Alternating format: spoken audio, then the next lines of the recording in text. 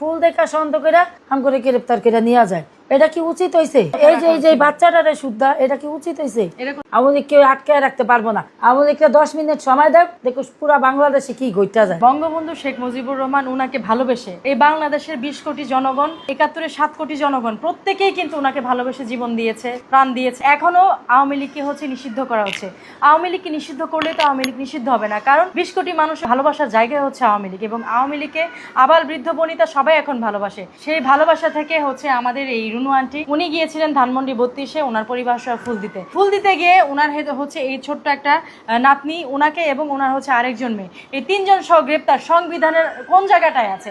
সংবিধানের যেখানে 13 থেকে 18 নম্বর অনুচ্ছেদে নারীদের সংরক্ষণ এবং নারীদের নিরাপত্তা দেওয়া, এটার ব্যাপারে স্পষ্ট বলা হচ্ছে, সেখানে কোন অধিকার এবং কোন আইনের বলে তারা তাকে গ্রেপ্তার করলো, একটু ওনার মুখে আমরা শুনি। আমরা তো কোনো গ্যাঞ্জামে যাই নাই, আমরা কোনো আন্দোলনে যাই নাই, আমরা এমনি সাধারণভাবে গেছি ধানমন্ডি 32-এ ফুল নিয়া শ্রদ্ধা জানাইতে গেছি।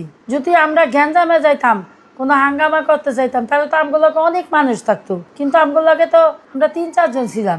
এই 3-4 জন মানুষে ফুল দেখা সন্দেহ করে আম করে গ্রেপ্তার করে নিয়ে যায়।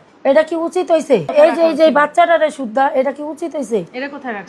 থানায় রাখছে, 24 ঘন্টা রাখছে। এই বাচ্চার যে চিকুর কানতে কানতে বাচ্চা অসুস্থ হয়ে গেছে।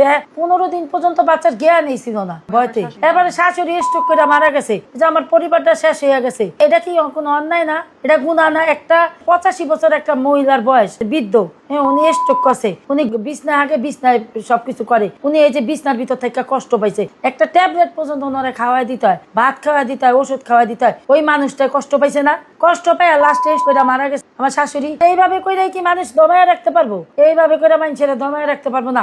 আওয়ামী লীগ আরো শক্তিশালী হয়েছে, বুঝছো? এই সমস্ত নির্যাতনে, এই সমস্ত অপকর্মতে আরো শক্তিশালী হয়েছে আওয়ামী লীগ। আওয়ামী লীগ কেউ আটকায় রাখতে পারবো না।